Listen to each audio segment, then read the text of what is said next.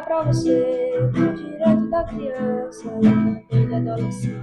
Você tem que aprender como tá exuberância, cautela e clareza. É importante essa lei pra mim, pra você, em busca de garantir a vida e a saúde, liberdade e o respeito e também dignidade, a cultura e o lazer, educação e proteção. É que não pode faltar na vida de uma criança. O ECA busca proteger crianças e adolescentes contra maltratos e injustiças, desrespeito e desigualdade.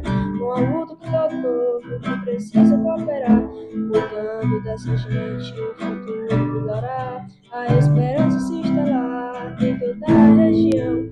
Fica atento, meu amigo, e aprenda essa lição.